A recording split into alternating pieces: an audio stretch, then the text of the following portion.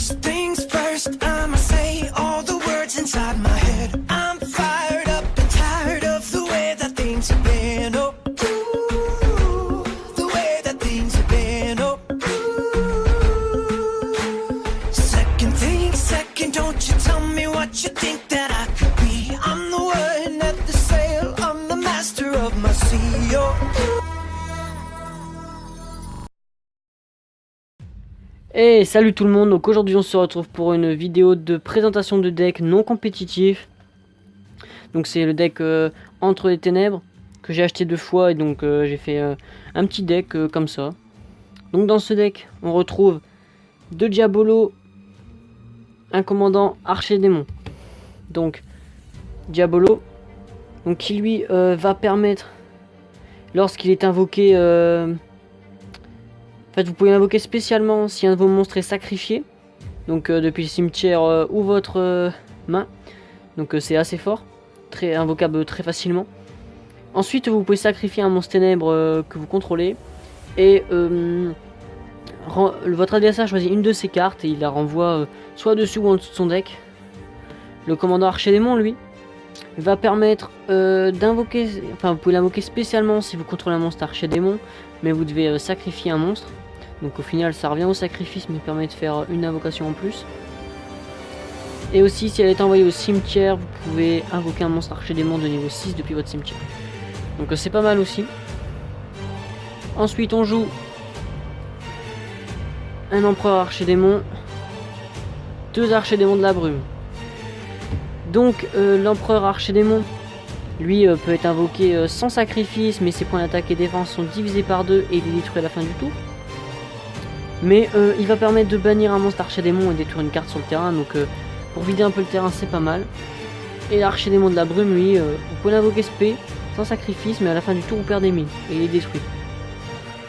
Donc essentiellement faire des liens ou des synchros ou Xyz, trucs de ce genre.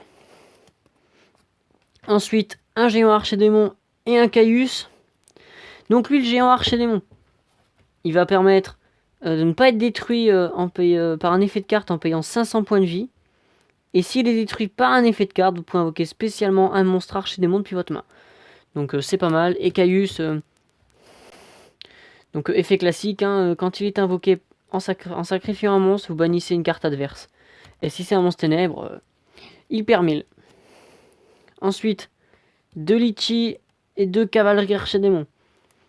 Donc Litchi, Dame de la Lamentation, va permettre de la sacrifier et d'aller chercher 3 contre-pièges depuis votre deck. Votre adversaire en choisit une et la carte choisie sera posée donc face verso sur le terrain. Donc c'est très fort, c'est-à-dire vous choisissez ce que vous voulez. Et, voilà.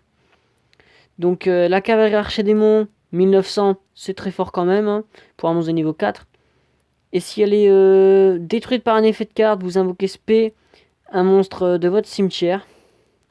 Donc c'est fort aussi. Ensuite, on joue 2 Harima et 2 Guides de l'Enfer. Donc Harima, lui, surtout pour le défausser, aller chercher la carte magie de terrain à l'Entre des Ténèbres. Donc essentiellement pour ça. Et Guide des Enfers, aller chercher des monstres de niveau 3. Donc pour aller chercher Litchi si vous l'avez pas, ça va permettre qu'elle ait 2000 de patates. Ensuite, un Guerrierino et un Trans Archer Démon. Donc le Guerrierino va permettre que vos monstres démons ne soient pas détruits ni au combat ni par effet de carte, donc c'est très fort. Et le Trans Archer Démon, vous pouvez défausser une carte de votre main et il gagne 500 points. Donc voilà, c'est pas mal aussi. Ensuite, un Renon Koribo et 2 Duc Shad. Donc Renon Koribo, lui va permettre, lorsqu'il est sacrifié, de piocher une carte et si un de vos monstres va être détruit, vous pouvez le bannir à la place. Et donc Shad, je l'utilise surtout pour faire un peu de défense, mais il sert aussi pour Diabolo, c'est-à-dire vous pouvez l'invoquer en sacrifiant autant de monstres que vous avez sur votre terrain et il gagne 500. Donc c'est pas mal aussi. Ensuite, un garde stygien et un diapason synchrone. Donc ça c'est surtout pour faire des synchros, même si on n'a pas forcément besoin dans le deck, mais c'est juste pour dire de jouer fun et jouer des synchros. Donc le garde, c'est que quand il est détruit au combat, vous pouvez donc ajouter un monstre démon de niveau 1 depuis votre deck. Donc le diapason. Donc lui, le diapason sert juste à faire des synchros et son effet n'a pas trop d'utilité. Ensuite, en magie de terrain, on joue un labyrinthe archer-démon et 2 antres des ténèbres.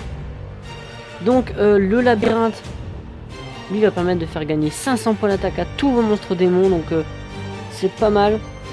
Ensuite, vous pouvez cibler un monstre archer-démon que vous contrôlez, bannir un monstre démon que vous contrôlez aussi, et à la place, vous invoquez un monstre archer-démon depuis votre deck.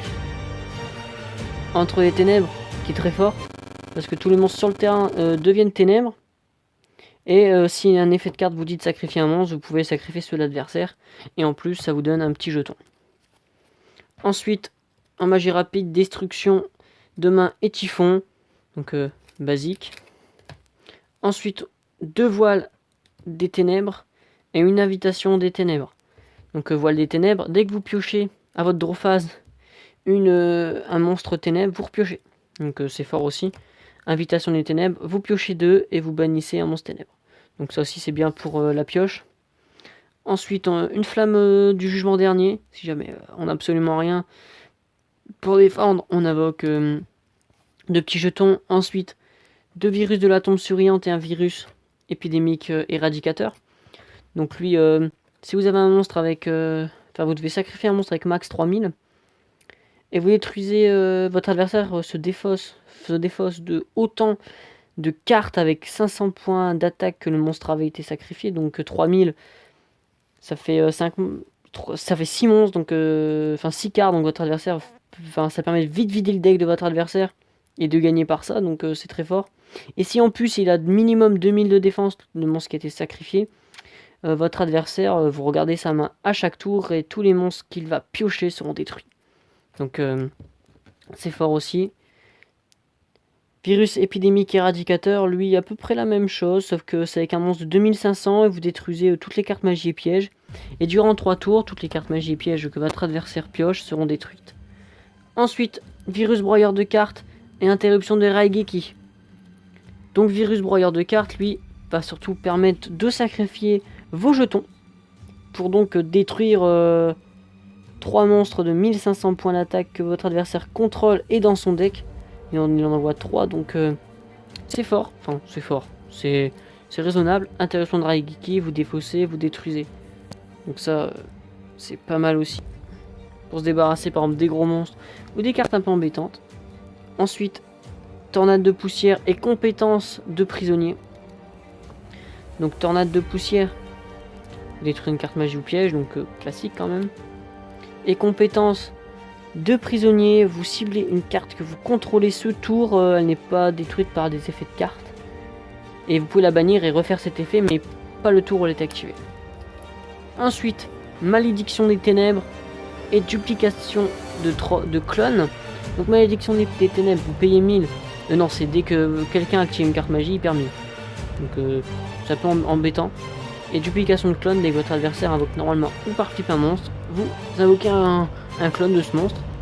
Mais si le monstre originel est détruit, le clone est détruit. Ensuite, un hommage torrentiel de sinistre Yoroshi et un appel de lettre hantée. Donc hommage torrentiel, lorsque votre adversaire invoque un ou plusieurs monstres, vous détruisez tous les monstres sur le terrain. Sinistre Yoroshi est une carte très forte, surtout pour ce deck, vu qu'on joue beaucoup de démons. C'est les monstres de minimum niveau 5 que vous pouvez invoquer normalement sans sacrifice. Et appel de lettre hantée, vous invoquez un monstre du cimetière. Donc ensuite, dans l'extra deck, nous allons jouer un numéro 14 qu'on invoque avec les 2 archers-démons de la brume, donc très dur à invoquer. Mais ce monstre est assez fort. Ensuite, nous jouons ce monstre donc pour passer les monstres forts de votre adversaire en défense. Ensuite, un chevalier Gaïa, force de la terre. Donc classique comme monstre. Et le château dans le ciel, qui lui va permettre d'invoquer un monstre de niveau 9 depuis votre cimetière. Et tous les monstres avec max niveau 8 ne peuvent pas attaquer le tour où ils sont invoqués. Et 2 jetons. Donc merci d'avoir regardé cette vidéo d'un deck non compétitif. Je vous dis à la prochaine vidéo. N'oubliez pas de partager, de commenter, de vous abonner. Et de cliquer sur la petite cloche pour avoir les notifications des prochaines vidéos. Je vous dis à bientôt et à plus.